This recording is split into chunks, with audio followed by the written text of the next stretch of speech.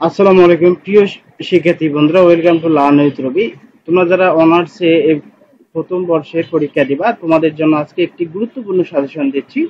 তোমরা যারা রাষ্ট্রবিজ্ঞান বিভাগের শিক্ষার্থী রয়েছে, প্রথম বর্ষে রাজনৈতিক প্রতিষ্ঠান ও সংগঠন সাজেশন খুঁজতেছ, তোমাদের জন্য এই সাজেশনটি অত্যন্ত গুরুত্বপূর্ণ হয়ে উঠতে পারে পরীক্ষার জন্য।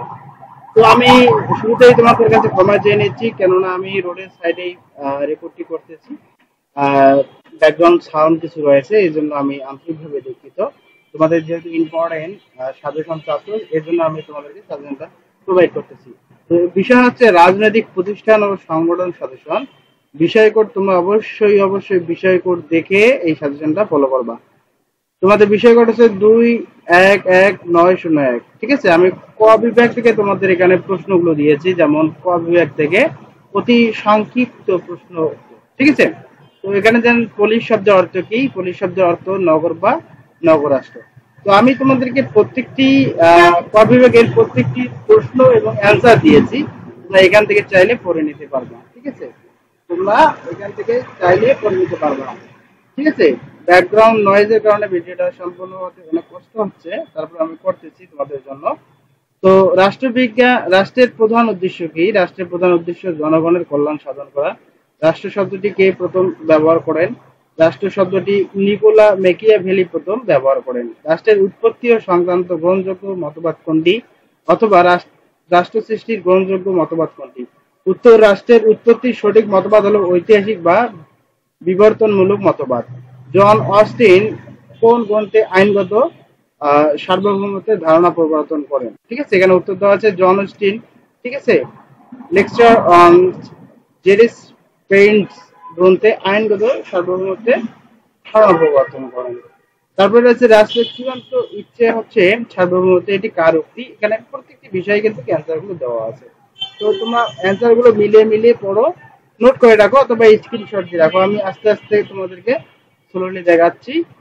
ঠিক আছে, আমি স্লোলি দেখাচ্ছি, এভাবে তোমরা নোট করে রাখো। যেমন সংসদীয় গণতন্ত্রের জনককে? আধুনিক সংসদীয় গণতন্ত্রের জনক জন লক। ঠিক আছে, সরকার পদ্ধতিতে সরকার প্রধানকে? সংসদীয় পদ্ধতিতে সরকার প্রধান হচ্ছে প্রধানমন্ত্রী, যেমন বাংলাদেশে। ঠিক আছে, বাংলাদেশকে প্রধানমন্ত্রী প্রথম। ঠিক আছে, তো আমি প্রত্যেকটি বিষয়ে কিন্তু তোমাদেরকে অ্যান্সার সহ এখানে দিয়েছি, ক বিভাগ বিশেষ করে। তোমরা একেবারে মিলাই পড়ে নেবা। ঠিক আছে, এগুলো থেকে ইনশাল্লাহ কমন। তো আমি এখানে 30টি কোশ্চেন দিয়েছি, ইম্পর্টেন্ট, মোস্ট ইম্পর্টেন্ট। এই 30টি কোশ্চেন কিন্তু মাস্ট বি তোমরা কি পড়ে যাবা, তাহলে তোমাদের অবশ্যই কমন থাকবে ইনশাআল্লাহ। তোমরা যখন অনার্স সেকেন্ড ইয়ারে উঠবা, এই চ্যানেল থেকে কিন্তু আমি ইংলিশে গুরুত্বপূর্ণ ক্লাস দেই, একে অল সলিউশন। ঠিক আছে, তোমরা আহ, অবশ্যই সাবস্ক্রাইব করবা যারা নতুন, তাহলে তোমাদের সেকেন্ড ইয়ারে উপকৃত হবা। পাশাপাশি প্রত্যেকটি বিষয়ে কিন্তু আমি সাজেশন প্রোভাইড করতেছি, একটু নজর রাখবা এই চ্যানেলের প্রতি। ঠিক আছে, সংক্ষিপ্ত বিভাগ। ঠিক আছে, খ বিভাগে আসলাম। খ বিভাগে আমি এখানে দিচ্ছি রাষ্ট্রের সংজ্ঞা দাও, অথবা রাষ্ট্র বলতে কি বোঝো, রাষ্ট্রের উপাদানগুলো আলোচনা করো। আইনগত রাজনৈতিক সার্বভৌমত্বের পার্থক্য কি? আইন মান্য করার কারণগুলো লেখো। রাজনৈতিক স্বাধীনতা বলতে কি বোঝো? কর্তব্যের সংজ্ঞা দাও।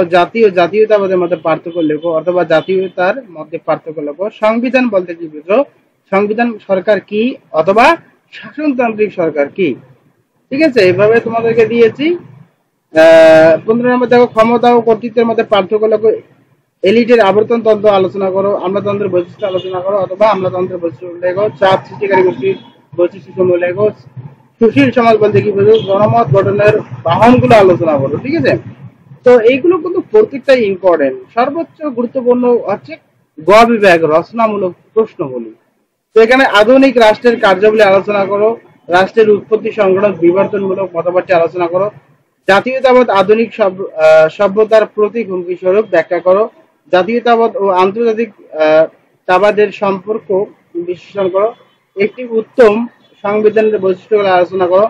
সাংবিধানিক সরকারের সমস্যা ও সীমাবদ্ধতা বর্ণনা করো, অথবা সাংবিধানিক সরকারের সমস্যা ও সীমাবদ্ধতা আলোচনা করো।